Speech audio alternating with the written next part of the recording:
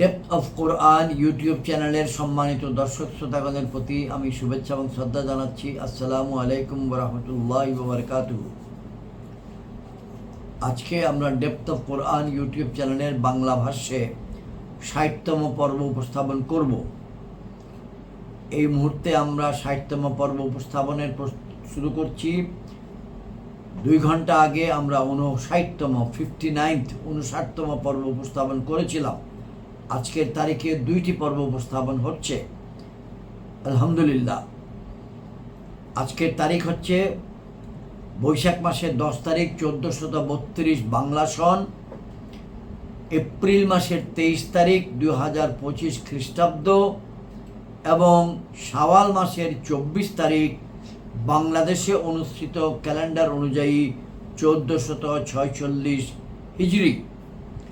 আমরা উপস্থাপন করব সূরা আল আরাফ, পবিত্র কোরআনের ৭ম সূরা, এবং এই সূরার ৬৬ নম্বর আয়াত থেকে ৮৫ নম্বর আয়াত পর্যন্ত আমরা আজকে তেলাওয়াত করব এবং অর্থ উপস্থাপন করব। তবে মূল কর্মে যাওয়ার পূর্বে আমরা সূরা আল আরাফ এবং আরাফ শব্দটি নিয়ে একটু বক্তব্য উপস্থাপন করছি। সূরা আল আরাফ পবিত্র কোরআনে বর্তমান বিন্যাস অনুযায়ী ৭ নম্বর সূরা, ৭ম সূরা। সূরা ফাতিহা ১ নম্বর, সূরা আল আরাফ ৭ নম্বর। কিন্তু নাজিল হওয়ার সময় সূরা আল আরাফ ছিল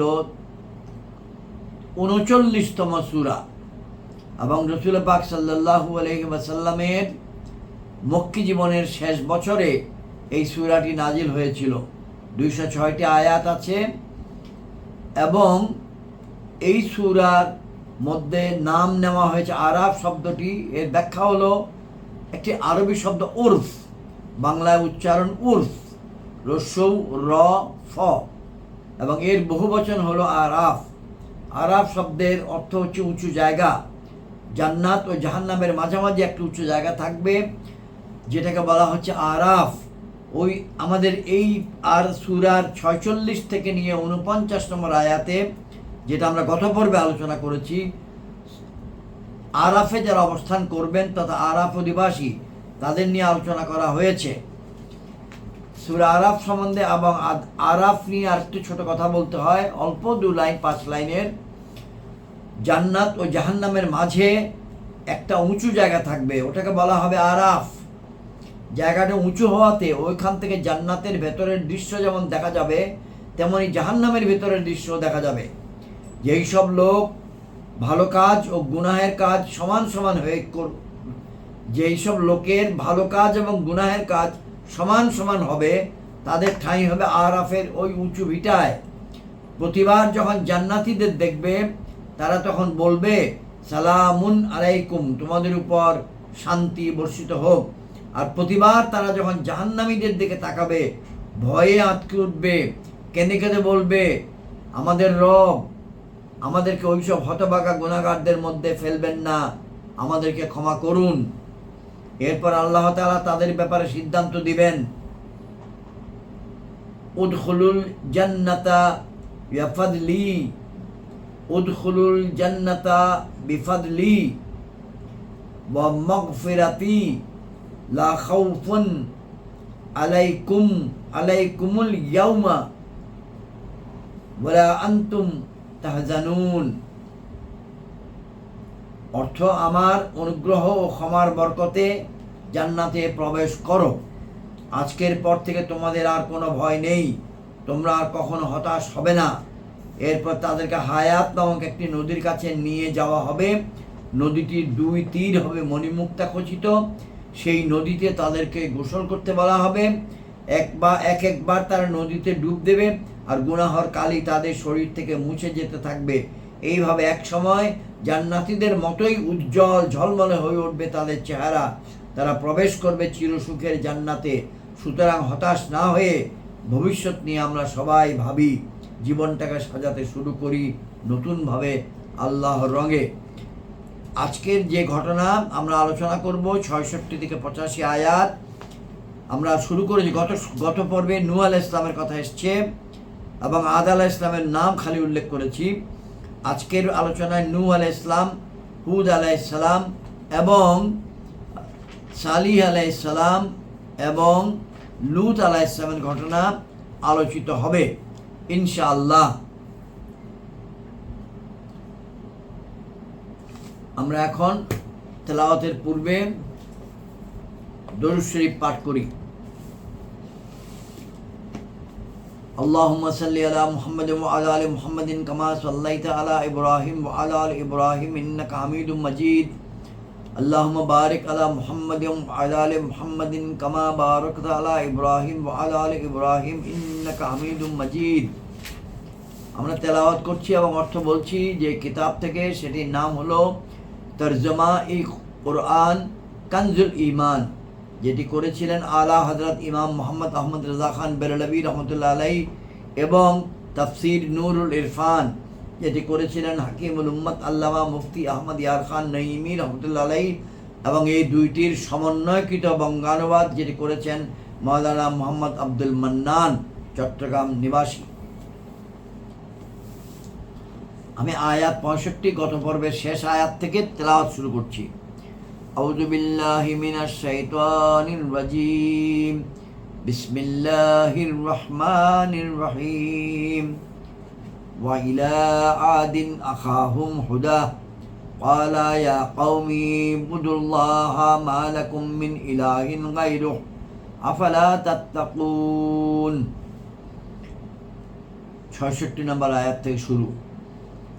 قال الملأ الذين كفروا من قومه إنا لنراك في سفاهة وإنا لنظنك من الكاذبين.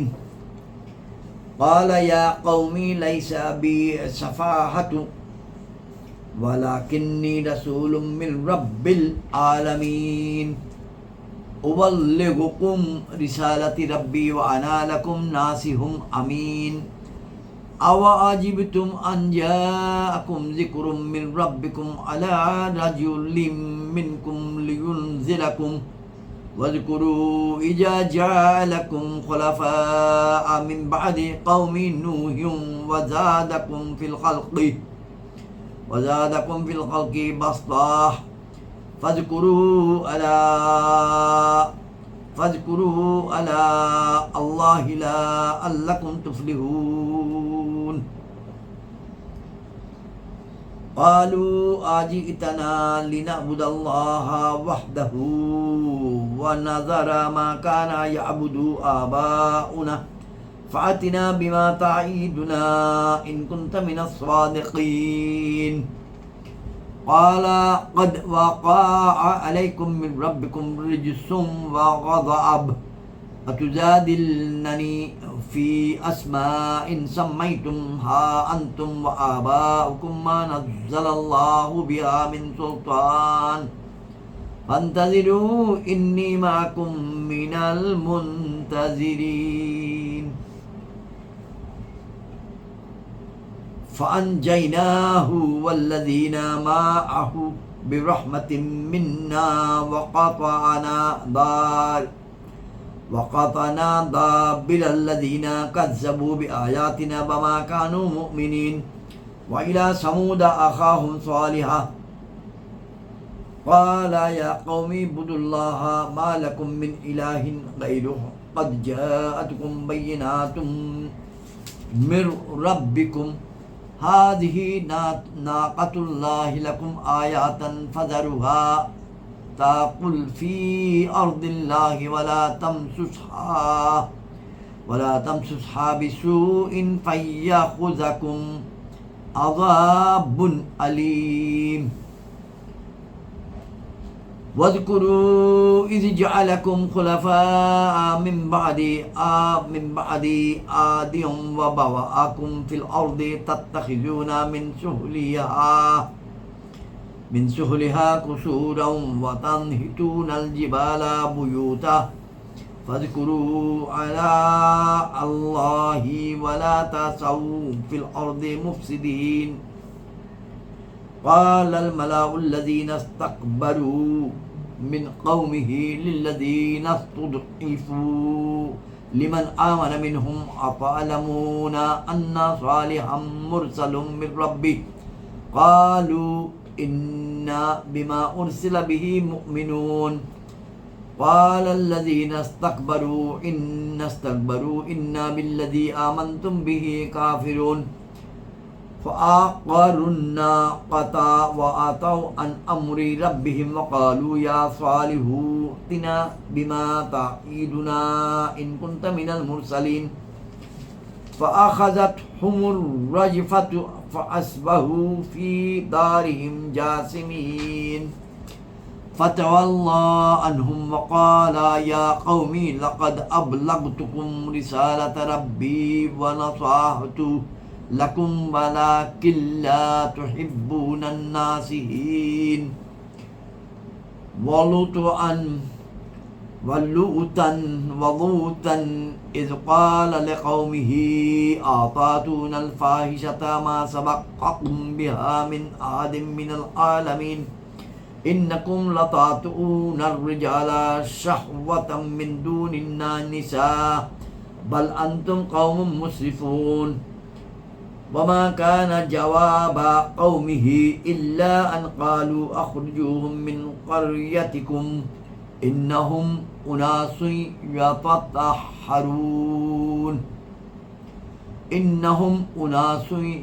يتطهرون فأنجيناه وأهله إلا امرأته كانت من الغابرين وأمطرنا عليهم مطرا فانظر كيف كان عاقبة المجرمين وإلى مدين أخاهم شعيبا قال يا قوم اعبدوا الله ما لكم من إله غيره قد جاءتكم بينات من ربكم فأوفوا الكيل والميزان ولا تبخسوا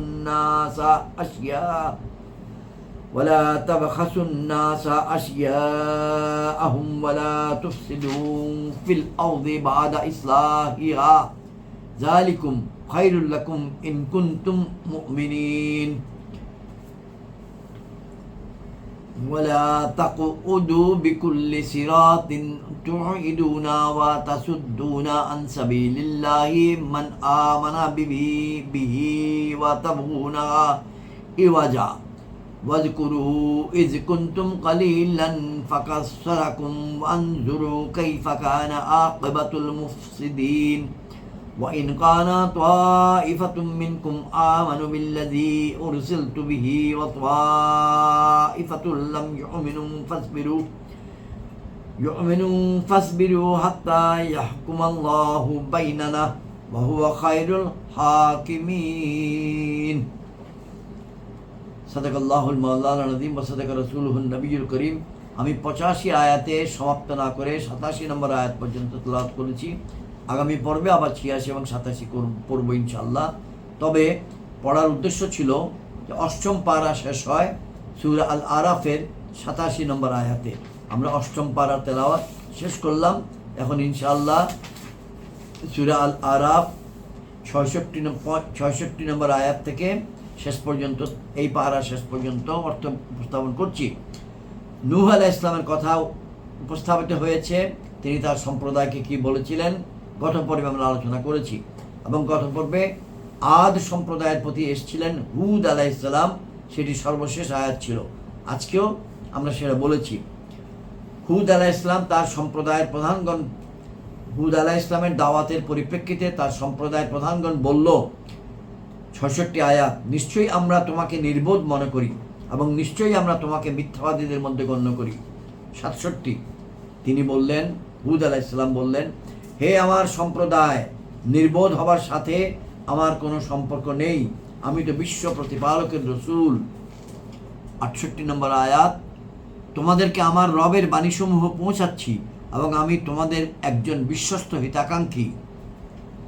এবং তোমাদের কি এটার উপর বিস্ময় হয়েছে যে তোমাদের কাছে তোমাদের রবের নিকট থেকে একটা উপদেশ এসছে তোমাদেরই মধ্য থেকে একজন পুরুষের মাধ্যমে, এই জন্য যে তোমাদেরকে সতর্ক করবে। এবং স্মরণ করো যখন তিনি তোমাদেরকে নূহ এর সম্প্রদায়ের স্থলাভিষিক্ত করেছেন এবং তোমাদেরকে গড়নের মধ্যে প্রশস্ততা বৃদ্ধি করেছেন। সুতরাং আল্লাহর নিয়ামতগুলি স্মরণ করো যাতে তোমাদের মঙ্গল হয়। আয়াত 70। তারা বলল, অর্থাৎ হুদ আলাইহিস সালামের সম্প্রদায় বলল, তুমি কি আমাদের নিকট এই উদ্দেশ্যে এসেছো যে আমরা এক আল্লাহর ইবাদত করব এবং আমাদের পূর্বপুরুষগণ যাদের ইবাদত করত তাদেরকে ছেড়ে দেব? সুতরাং নিয়ে এসো সেটা যার প্রতিশ্রুতি আমাদেরকে দিচ্ছ, যদি তুমি সত্যবাদী হও। অর্থাৎ একটি মুজেজার কথা সেখানে এসেছে। 71 নম্বর আয়াত। তারা বলল,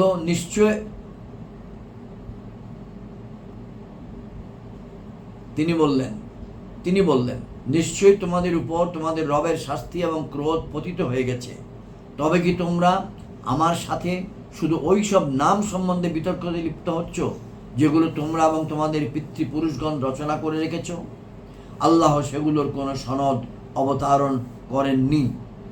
সুতরাং তোমরা প্রতীক্ষা করো, আমিও তোমাদের সাথে প্রতীক্ষা করছি। 72। অতঃপর আমি তাকে এবং তার সঙ্গীদেরকে স্বীয় এক মহা দয়াপূর্বক উদ্ধার করেছি এবং যারা আমার নিদর্শনগুলোকে মিথ্যা প্রতিপন্ন করত তাদেরকে নির্মূল করেছি, আর তারা ঈমান আনয়নকারী ছিল না। আয়াত 73। এবং সামুদ সম্প্রদায়ের প্রতি তাদের ভ্রাতৃ সম্পর্ক থেকে সালিহকে প্রেরণ করেছি। তিনি বললেন, অর্থাৎ সালিহ বলল, হে আমার সম্প্রদায়, তোমরা আল্লাহর ইবাদত করো, যিনি ব্যতীত তোমাদের অন্য কোনো উপাস্য নেই। নিশ্চয়ই তোমাদের কাছে তোমাদের রবের নিকট থেকে উজ্জ্বল নিদর্শন এসেছে। এটা আল্লাহর উটনি, তোমাদের জন্য নিদর্শন। সুতরাং ওটাকে ছেড়ে দাও যাতে আল্লাহর জমিনের মধ্যে চড়ে খায় এবং সেটার গায়ে মন্দভাবে হাত লাগাবে না, যার ফলে তোমাদের উপর বেদনাদায়ক শাস্তি আসবে। আমি একটু বিরতি দিচ্ছি একটি টিকা পড়ার জন্যে। একটি উটনি যা আল্লাহর কুদরতে মাতা পিতা ছাড়াই পয়দা হয়েছে, এর অর্থ এই নয় যে সেটা আল্লাহ তাআলা সওয়ার হওয়ার উটনি, যেমন দয়ানন্দ সরস্বতী তার বোকামি বশত বুঝে বসেছেন। সামুদ সম্প্রদায়ের সর্দার জুন্দা ইবনে আমর হযরত সালিহ আলাইহিস সালামের দরবারে আরজ করেছিল, উদ্ধৃতি শুরু, যদি আপনি সত্য নবী হন তবে পাহাড়ের এই পাথর থেকে এমনই বৈশিষ্ট্যের উটনি বের করে আনুন। আমরা যদি এই মুজেজা দেখে নেই তবে আপনার উপর ঈমান নিয়ে আসব। তিনি ঈমানের প্রতিশ্রুতি নিয়ে মহান রবের দরবারে প্রার্থনা করলেন। সবার সামনে ওই পাথর দ্বিখণ্ডিত হলো আর একই সুরত আকৃতির পূর্ণ জওয়ান উটনি বের হয়ে আসলো। সৃষ্ট হওয়া মাত্রই সমান আকৃতির একটা বাচ্চা প্রসব করলো। এটা দেখে জুন্দা তো ঈমান নিয়ে আসলো, তার সাথে তার বিশেষ সঙ্গীরাও ঈমান আনলো। অবশিষ্ট লোকেরা তাদের প্রতিশ্রুতি ভঙ্গ করলো এবং কুফরের উপর হঠ স্থির হয়ে রইল। তখন এই উটনি ওই স্থানেই বসবাস করতে আরম্ভ করলো। আমরা 74 নম্বর আয়াতে আসি। এবং স্মরণ করো যখন তিনি তোমাদেরকে আদ সম্প্রদায়ের স্থলাভিষিক্ত করেছেন, অর্থাৎ সামুদকে বলা হচ্ছে, স্মরণ করো যখন তিনি তোমাদেরকে আদ সম্প্রদায়ের স্থলাভিষিক্ত করেছেন এবং রাজ্যের মধ্যে স্থান দিয়েছেন, নরম জমিতে প্রাসাদ তৈরি করেছ এবং পাহাড় কেটে বাসগৃহ নির্মাণ করেছ। সুতরাং আল্লাহর অনুগ্রহগুলোকে স্মরণ করো এবং পৃথিবীতে ফ্যাসাদকারী হয়ে বিচরণ করো না। আয়াত 75। তার সম্প্রদায়ের মধ্যে দাম্ভিকগণ দুর্বল মুসলমানদেরকে বলল, তোমরা কি জানো যে সালিহ তার রবের রসুল? তারা বলল, যা কিছু নিয়ে তাকে প্রেরণ করা হয়েছে আমরা তার উপর ঈমান রাখি। দাম্ভিকরা বলল, তোমরা যার উপর ঈমান আনছো আমরা তা বিশ্বাস করি না। অতঃপর তারা উটনির গোছগুলো কেটে ফেলল এবং আপন রবের নির্দেশের প্রতি অবাধ্যতা প্রদর্শন করল আর বলল, হে সালি, আমাদের উপর নিয়ে এসো যেটার উপর তুমি প্রতিশ্রুতি দিচ্ছ, যদি তুমি রসুল হও। অতঃপর তাদেরকে ভূমিকম্প পেয়ে বসল। ফলে প্রভাতে তারা তাদের ঘরগুলোর মধ্যে অধোমুখে পতিত অবস্থায় রয়ে গেল। অতঃপর সালিহ তাদের থেকে মুখ ফিরিয়ে নিলেন এবং বললেন, হে আমার সম্প্রদায়, নিশ্চয়ই আমি তোমাদের নিকট আমার রবের রিসালাত পৌঁছে দিয়েছি এবং তোমাদের মঙ্গল কামনা করেছি, কিন্তু তোমরা হিতাকাঙ্ক্ষীদের কল্যাণ পছন্দই করো না। আয়াত ৮০, সূরা আল আরাফ ৮০ নম্বর আয়াত। এবং লূতকে প্রেরণ করেছি যখন সে আপন সম্প্রদায়কে বলল, তোমরা কি ওই নির্লজ্জ কাজ করছো যা তোমাদের পূর্বে বিশ্বের মধ্যে কেউ করেনি? তোমরা তো পুরুষদের নিকট কাম ও তৃপ্তির উদ্দেশ্যে গমন করছো নারীদেরকে ছেড়ে, বরং তোমরা সীমালঙ্ঘন করে গেছো। এবং তার সম্প্রদায়ের কোনো উত্তরই ছিল না, কিন্তু একথাই বলা যে তাদেরকে তোমাদের জনপদ থেকে বের করে দাও, এসব লোক তো পবিত্রতা চায়। আয়াত ৮৩, এবং আমি তাকে এবং তার পরিবার পরিজনকে রক্ষা করেছি, কিন্তু তার স্ত্রী সে পেছনে অবস্থানকারীদের অন্তর্ভুক্ত ছিল। আয়াত ৮৪, এবং আমি তাদের উপর এক প্রকার বৃষ্টি বর্ষণ করেছি, সুতরাং দেখো অপরাধীদের কি পরিণাম হলো।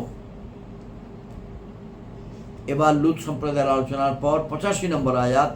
এবং মাদিয়ানবাসীদের প্রতি তাদের ভ্রাতৃ সম্পর্ক থেকে শুয়েবকে প্রেরণ করেছি। তিনি বললেন, শুয়েব বলল, হে আমার সম্প্রদায়, তোমরা আল্লাহর ইবাদত করো, তিনি ব্যতীত তোমাদের অন্য কোনো উপাস্য নেই। নিশ্চয়ই তোমাদের কাছে তোমাদের রবের নিকট থেকে সুস্পষ্ট প্রমাণ এসেছে, সুতরাং তোমরা মাপ ও ওজন পরিপূর্ণভাবে করো এবং লোকদের পণ্যসমূহ কম দিও না, আর জমিনের মধ্যে শৃঙ্খলা প্রতিষ্ঠার পর ফ্যাসাদ ছড়িও না, এটা তোমাদের জন্য কল্যাণই যদি ঈমান আনো। আয়াত ৮৬, এবং প্রত্যেক পথের উপর এভাবে বসো না যে পথিকদের ভয় প্রদর্শন করবে, আল্লাহর পথে তাদেরকে বাধা দেবে যারা তার উপর ঈমান এনেছে এবং সেটার মধ্যে বক্রতা অনুসন্ধান করবে।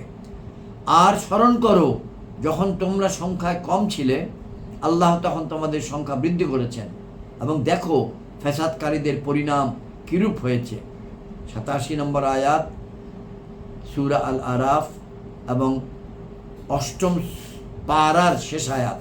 এবং যদি তোমাদের মধ্যে একটা দল সেটার উপর ঈমান আনে যা নিয়ে আমাকে প্রেরণ করা হয়েছে, আর একটা দল তো তা মানেনি, তবে ধৈর্য ধারণ করে থাকো যতক্ষণ না আল্লাহ আমাদের মধ্যে মীমাংসা করবেন, এবং আল্লাহর মীমাংসাই সবচেয়ে উত্তম। আজকের আলোচনা এখানেই শেষ করছি। আসসালামু আলাইকুম ওয়া রাহমাতুল্লাহি ওয়া বারাকাতুহু।